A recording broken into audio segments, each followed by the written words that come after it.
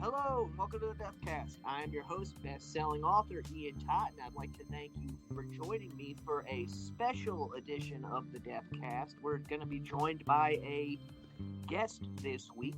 Before we dive into our interview with our very special guest, I've got my normal plugs. You can follow me on social media, all the regular sites. If you'd like to sign up for my mailing list, just go to corpsecreekpublishing.com. Click on the sign up button. If you'd like to help with the production of this show so you don't get such shitty sounding quality, you can click on the donate button, buy me a cup of coffee or a pack of smokes. If you're really into what I do, you can go to tinyurl.com/DC Patreon. All right, now that all the plugs are out of the way, without further ado, I would like to introduce a very good friend of mine and a best-selling author, Alistair Cross. Alistair, are you there? I'm here. How are you? I'm fine, thanks. How are you? I'm good. Thank you for having me on. I'm happy to be here. Well, thank you for coming on. I don't do a whole lot of interviews on this show, so my skills at interviewing are a little bit rusty, but Don't worry about it. I We don't care. try to get some good names on here when I do get them. You're joining the likes of Sam Kinnison's brother, Bill Kinnison, so Nice. Can't beat that, right? that's right. So, tell us, who is Aleister Cross? I am a writer. I write dark fiction. I just released book 4 in my vampire series, The Vampires of Crimson Cove, and that book is called The Midnight Ripper, and it's doing really well. And I also write with Tamara Thorne in the same genre, dark fiction, horror type stuff. And that's pretty much all there is to me. That's pretty much all I do. It's pretty much a full-time gig. You're one of the lucky ones with that. I wish I could do it full time. It keeps us busy for sure. I hear that. I've seen online that Laura K. Hamilton's been plugging your book pretty well. She did. I met her. We had her on the show. We had our own podcast. We still do, but it's different now. We used to do author interviews, and we did that for like 6 years, and then we stopped doing that about a year ago, and we do it differently now. We don't do guests, but when we were doing author interviews, we had her on the show because I was a reader and a big fan, and so we had her on a few times over the years, and we get along, and I was really flattered that when The Midnight Ripper came out, it sold really well, and it was right next to her book on the one of her books on the Kindle. yes, yeah. So she saw that and did a shout out and said, hey, great job. And that was really cool. That was one of those really cool moments. That's one of the things with writing when you get an attaboy from one of your peers. Right. Absolutely. That's one of the things I don't think people understand who aren't writers. It's true. Yeah. Podcasting is pretty competitive. There's some cutthroat sons of bitches in the industry. Writing really isn't like that. No, I think the most of the writers that I've met, in fact, they're very supportive of each other. It's a very gentle, even, I think especially in horror, people are surprised by that. But yeah, I've met lots of nice people. Yeah, that's something I wish more industries had. That's how you and I got to be friends, is through writing. Right. So why don't you tell us about the Vampires of Crimson Cove? All right. Well, it centers on a young man, Cade Coulter, who kind of has he moves to the small town of Crimson Cove in California, and he has kind of a rare genetic disposition that makes him extremely valuable to vampires. He's able to reproduce with the undead, and if you could mix a vampire and a human, you'd basically have the ultimate being, an immortal creature who doesn't have necessarily all of the weaknesses like sunlight and silver and all that. And so He's got some really special blood, and so he in the first book I just, the Crimson Corset, that's the first book, and it's actually, by the way, it's free to download right now on Amazon and ebook. And so this is the Crimson Corset, and that's the first book in the series. And I just kind of introduce him. His brother gets involved with, one of the vampires, and she's ultimately trying to get to him. And as the books progress, he kind of comes into his own, and he is currently in training to be a badass vampire slayer. He's getting there. Very cool. And so, where did you get the idea for the series? Honestly, it goes way back to about 2010. I wanted to write. I knew I wanted to write. I didn't quite know what to write. I've always loved vampires. Vampires at that time were super everywhere. That was like, I think, Twilight's heyday. And I kind of thought, well, maybe I shouldn't do vampires, but that's just stupid. I just then decided to write what I love. I did okay, so way back in like 2010, I did a book called The White Room, which was actually the first book. It never went anywhere. I rewrote it, and that's what the Crimson Corset is. It's a whole different story.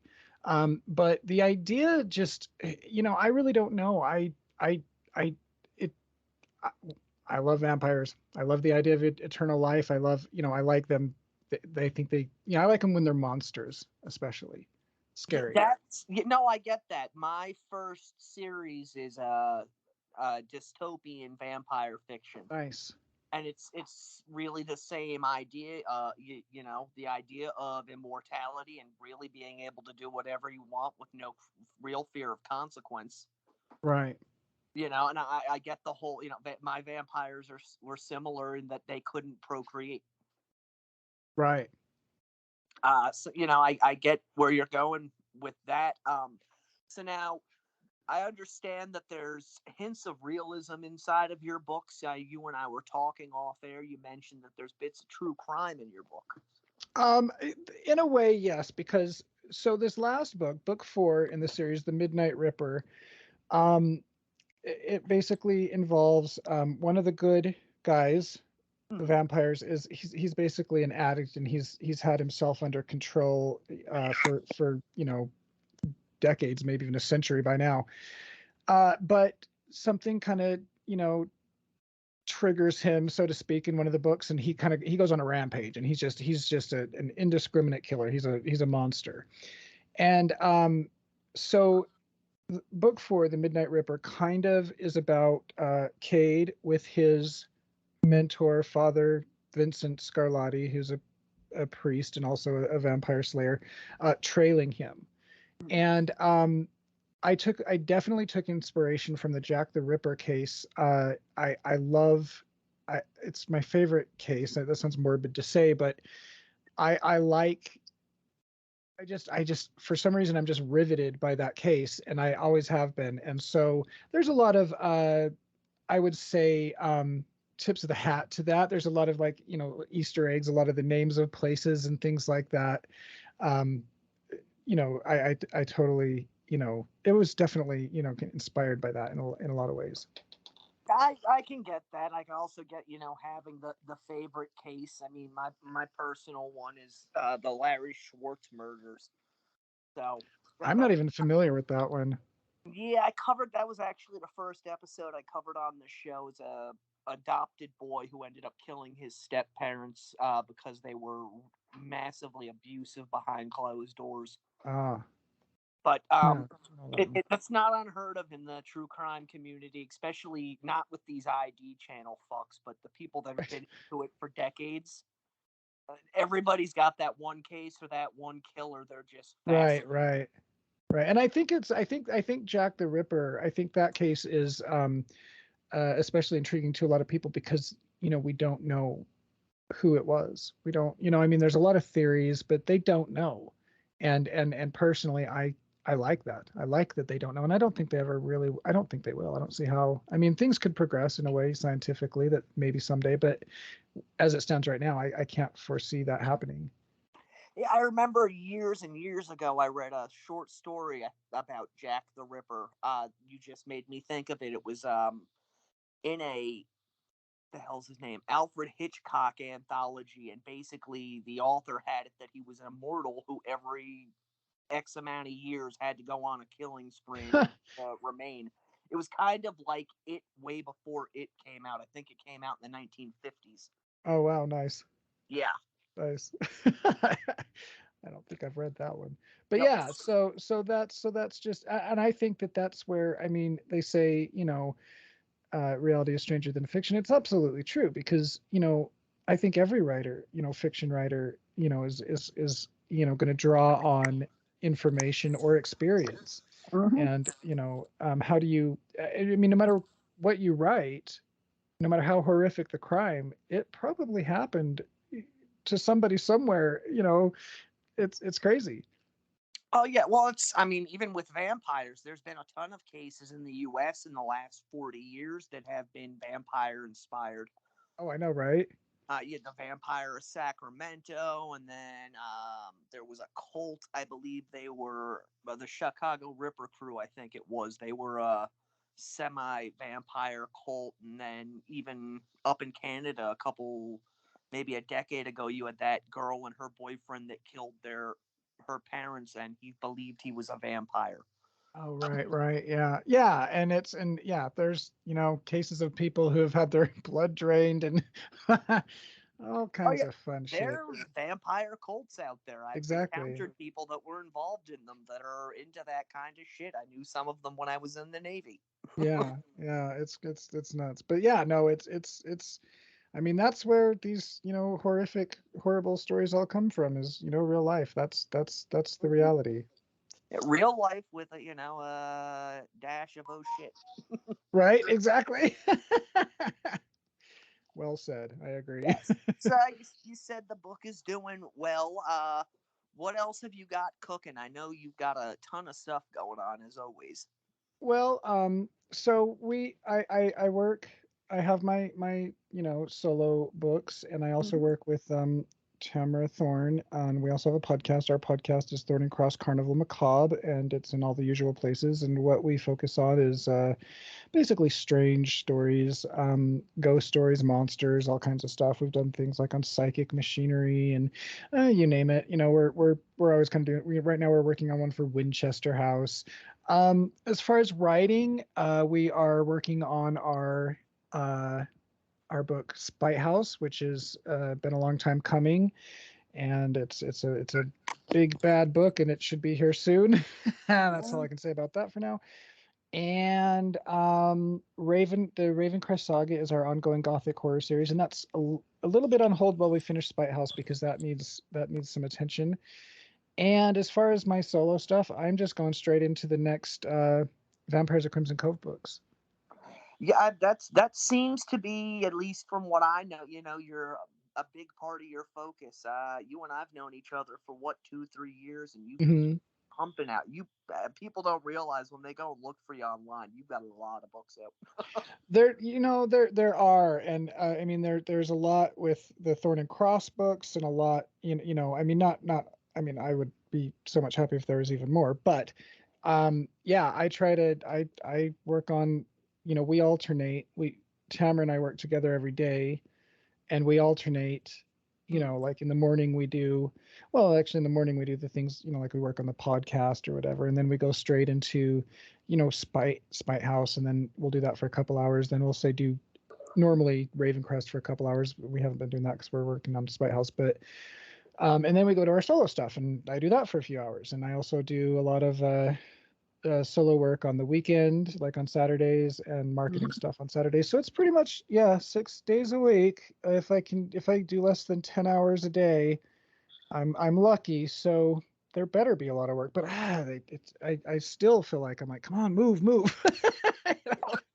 Well, that's another thing. People don't realize how much work it actually is to write a book. Just one, It let is. It is. alone, dozens.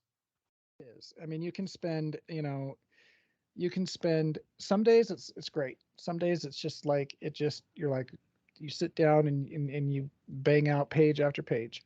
Other days it's hours and hours just picking at the same paragraph or the same plot problem, or you have to stop and spend all this time, researching something, because you don't want to be wrong about it, and you fall down the rabbit hole, and you're like, wow, it's been 6 hours, and somehow I'm reading about, Justin Bieber. What the hell's going on? Mhm. So Going down those rabbit yeah, holes. exactly. So it's you really have to have focus, and you really have to set limits, and be self-aware, because when you do this, I think that I I think that the general idea for a lot of people is you're not really working, Mhm. and you are. So you have to treat it like a job. And when you do that, then other people treat it like a job. But that takes some time, because when you start doing this, of course, nobody gets to just, unless you're super lucky, do this full time right off the bat. So generally, you have to work a full time job, you know, write several books while you're doing that, and when you get home from work, people think you're not working, but you are. And same thing on the weekends. You have to block that out. That's the only way that I'm able to get anything done. I treat it like a job. It is a job. It's my job. Yeah, and that's the goal of many aspiring authors, myself included, is to do it full time, but it is a lot of work. Yeah. Yeah. So It doesn't stop. I'm gonna throw some curveballs at you, All just right. because I know I have aspiring authors that listen to this show. Okay. So, what would be your best piece of advice to give to us got somebody who's just starting out and thinking about writing their first novel? I would say that the single most important thing you can do is read. Mm-hmm. Read. If you are not reading, if you don't love reading, if you're not an avid and active reader, this is just going to make your life a lot easier. And by active, I mean read everything. Read not just the books that you like, read everything and pay attention to what they do, how they do it, pay attention to their characters, their development.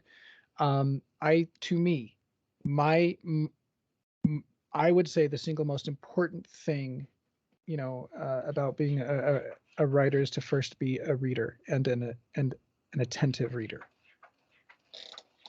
Yeah, I can't, not agree with you on that. I know for me, that's how it started, was, Right. reading voraciously. So, Right. what are your current favorite reads? I let's see. I'm actually reading a book called Lost Gods by an author named Brom, Okay. Brom. Hmm. I'm really liking it. I don't usually like things that are as fantastical as that. For some reason, I like things that have both feet, like one foot in each, Hmm. reality and fantasy. Yes. What I love is the immersion of fantasy and reality. This is a little fantastical for my taste, but I'm really liking it. I I have Stephen King's fairy tale, but I haven't started it yet. I'm sure I'll like that, though. I'm pretty sure.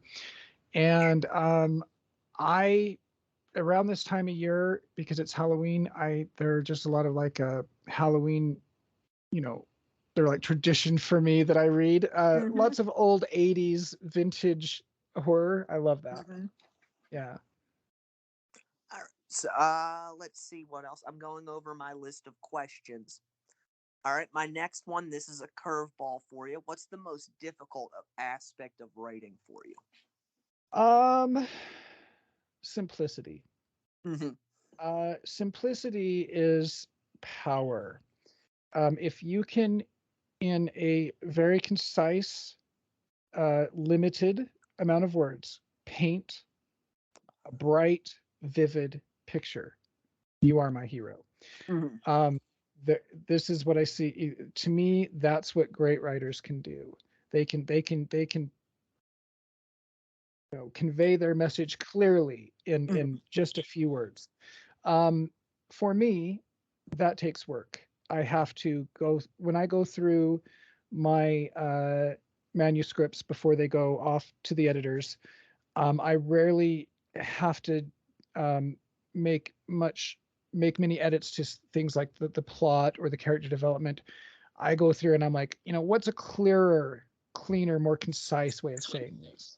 Mm-hmm. So that's always a challenge, but it's also really fun, Mm-hmm. and you get better at it as you go. Is that something you find as with each book? Does it get easier?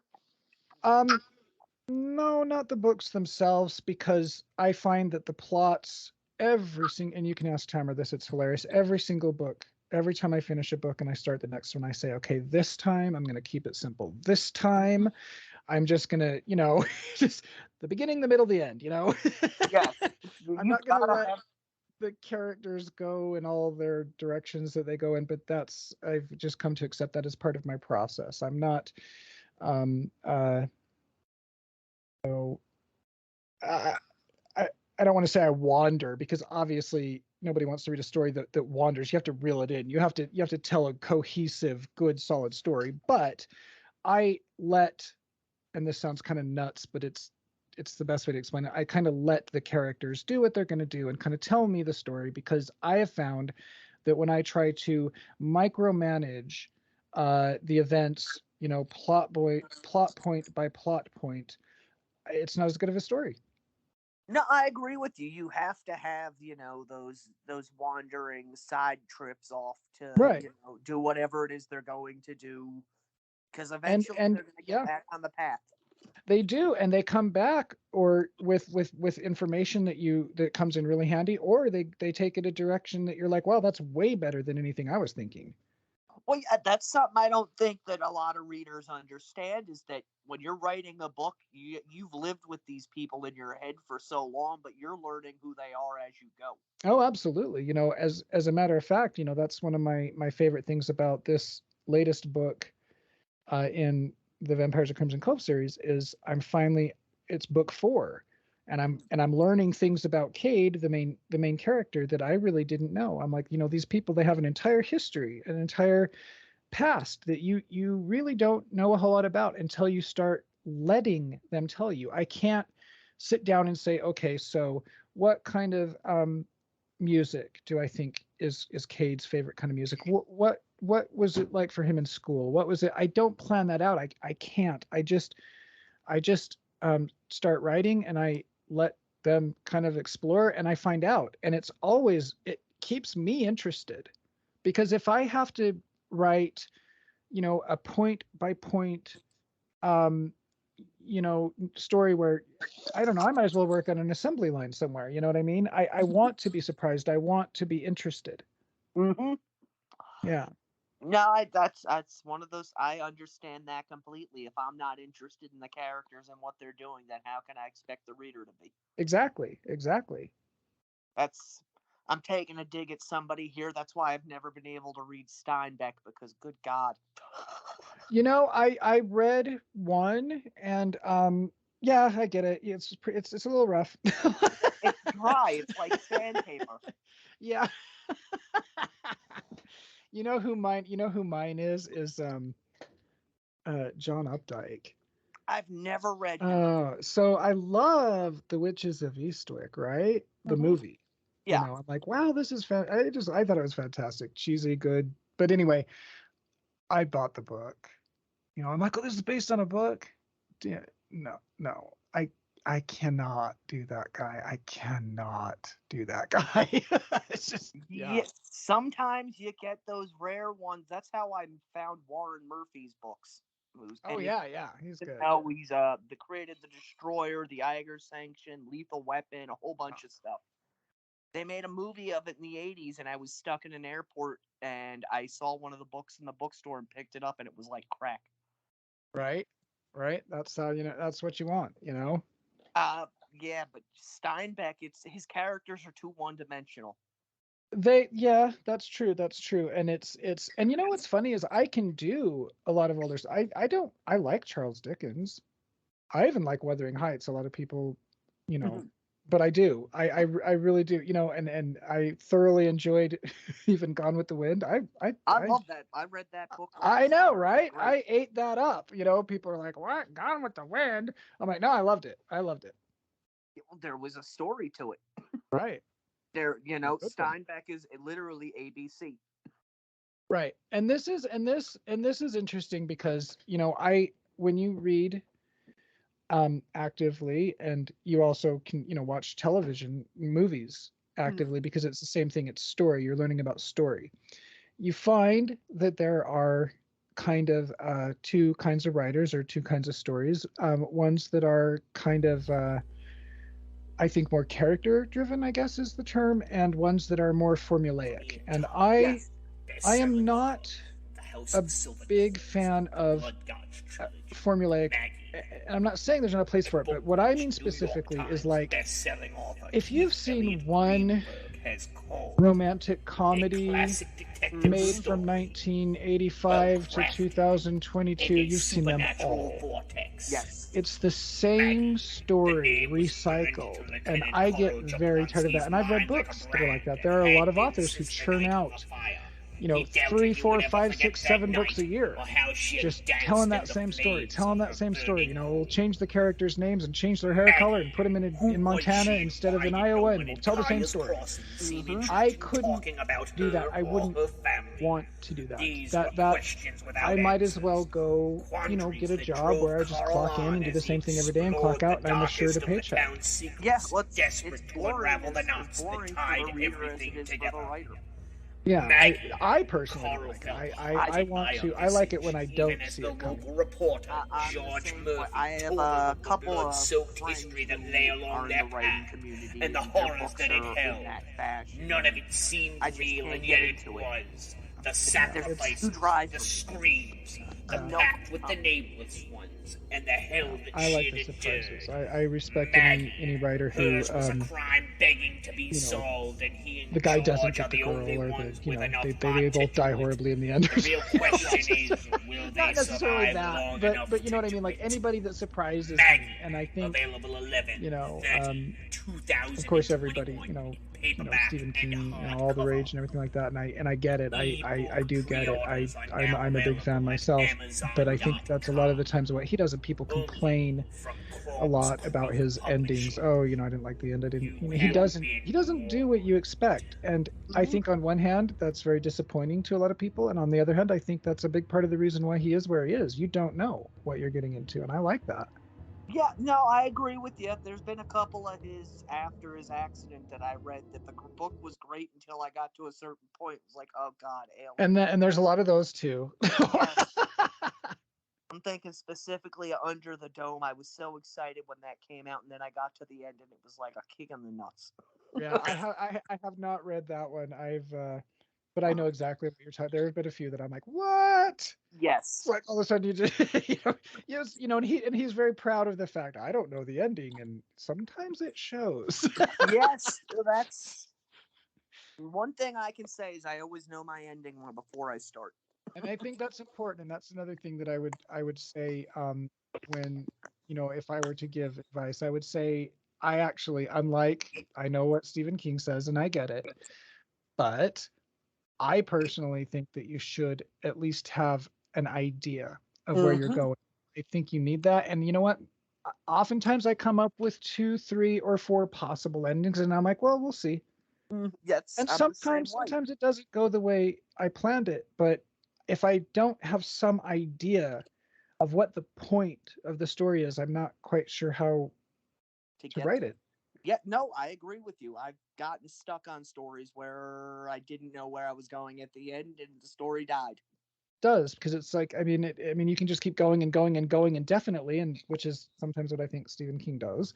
Yes. Don't let me hate mail anybody, but sometimes I think, you know, I think this book would have been better if you had known, if you had had a clearer idea of where you were going. Yes, no, I get that. I get that completely. So, All right, now where can people get your books and find out more about you, Alice? The best place is my website, which is just alistaircross.com, alistaircross.com. Mhm. And everything's there. You get my, the links to the books, everything's there. Social media, it's all there. Okay. You have any book signings or anything lined up? I do not. I think pretty much everything that I've been doing is all, virtual, Oh yeah. internet stuff. I haven't even, yeah, no, I don't even go to like cons or anything like that. I mean, why? You don't have to leave your house. You're not alone on that. I don't mix well with people. Yeah, I don't either. Yeah, that's one of the best things about this gig to me is I don't have to go out and do that Hmm. stuff. I love the internet. I'm a Yes, big advocate for the same internet. here. So, and now the name of the newest book is what again? Let's It remind is the everybody. Midnight Ripper. Yes, it's a Midnight Ripper. I know it's available on Amazon and Kindle, and I'm sure there's an audio book in the works. The audiobook is in the works. It is as we speak. The narrator is several chapters in, and he works pretty quick, so it won't be too long. I'm sure, a few weeks. All right. Anything else you'd like to plug?